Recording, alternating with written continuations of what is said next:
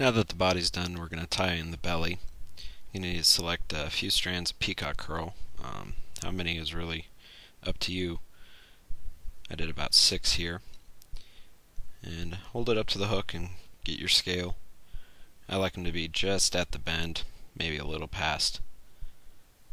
And just hold it on the underside and take a turn over it and tighten up. A few turns down, and then just shift them back into place because they will twist a little bit.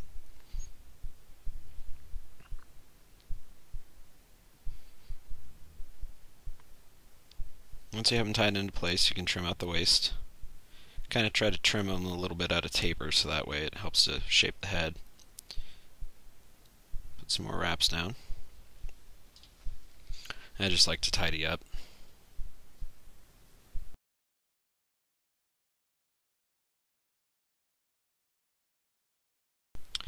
And once you have it in, cut out a piece of bucktail.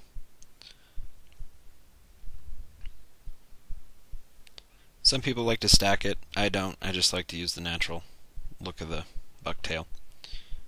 And essentially all I'm doing is just taking out the shorter pieces out of it and just want the longer pieces. Don't need very much. Just a little bit.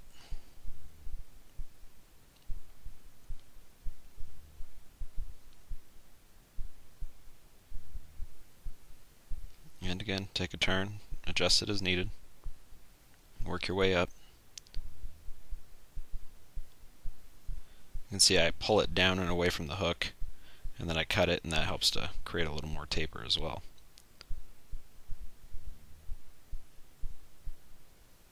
Really tie that stuff in. Super slippery, likes to pull out, so make sure you have good tight wraps.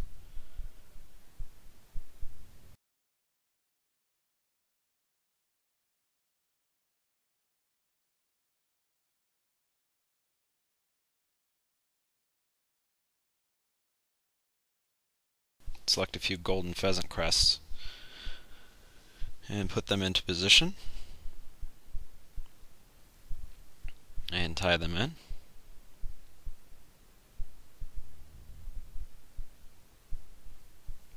Again, just tweak them back into position.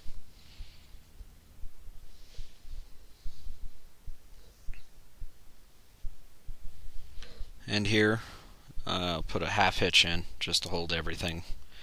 And since you're going to be preparing the underwing too at this point, it's a good idea just to put the fly on hold.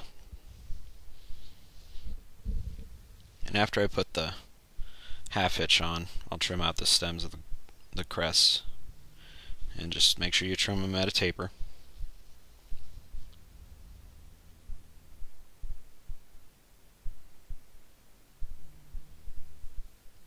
And prepare your underwing. Pretty much all you have to do is just kind of take the curve out of it by running the backside against a flat hard surface like a countertop, and then strip the fluff from your tie-in point. Put it on top of the shank, hold it down, put some good wraps on it. Should sit nice and easy.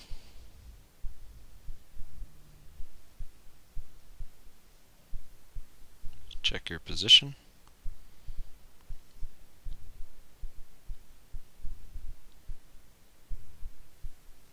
And again, do another half hitch here just because you're going to be putting the wings on. And it's a lot easier if you don't have to worry about everything coming undone and coming loose.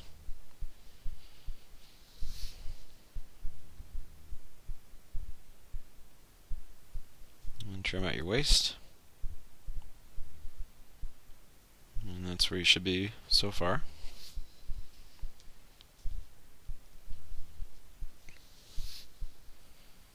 Do any little touch-ups you need to do.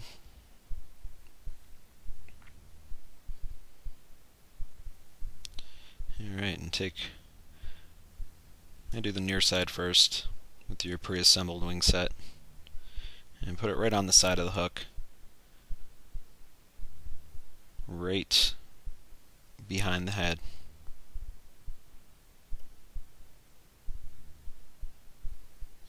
And tie it in with some good wraps.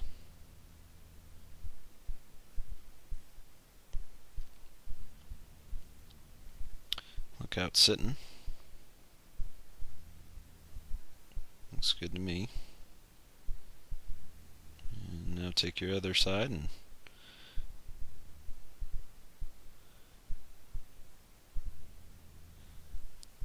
tie it in on the side of the hook as well.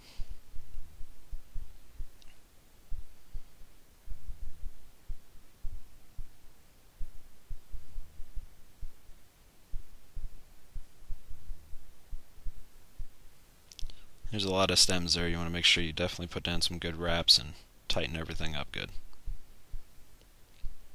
I don't go too far forward, maybe half the length ahead or so,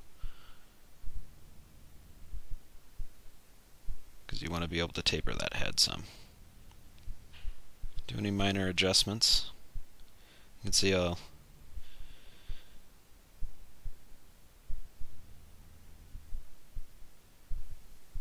kind of squeeze the whole assembly and put a half hitch on at the same time.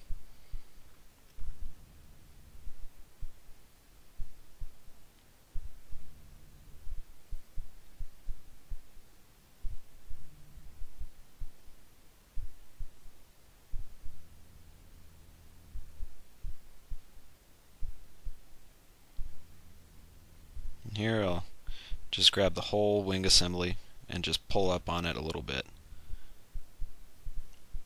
Pull it up and away from the body. That just lets you be able to see the back of the body. If it were a actual trolling fly and was going to be fished, I wouldn't care about getting it up and away, but just for looks, just pull it up a little bit. Go in and trim your stems out and build a taper into the head.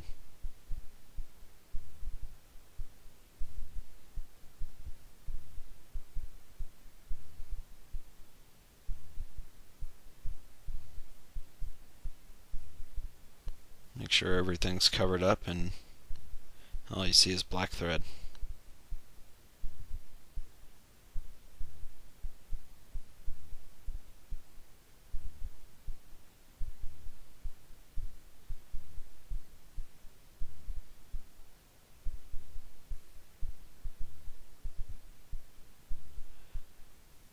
Once that's done,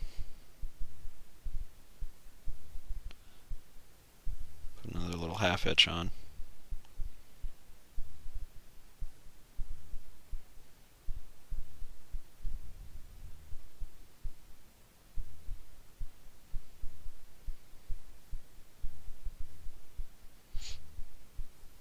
And then take a piece of red silk.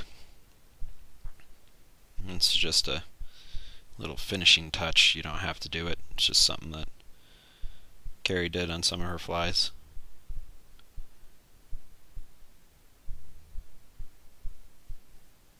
And just put a little red band through the center of the head.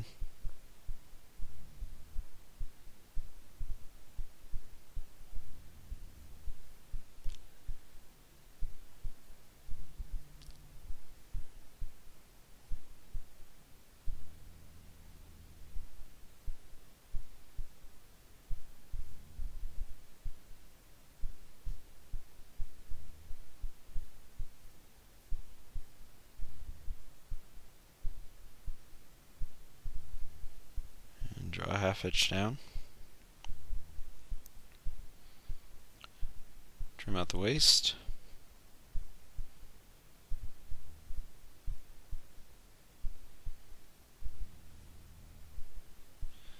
And put a little coat of varnish on there.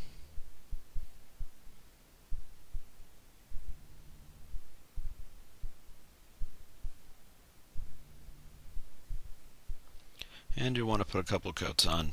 Just let them dry between, so you get a nice glassy finish. But that's pretty much it. Well, she's walking through the clouds with a circus smile that's running wild. Butterflies and zebras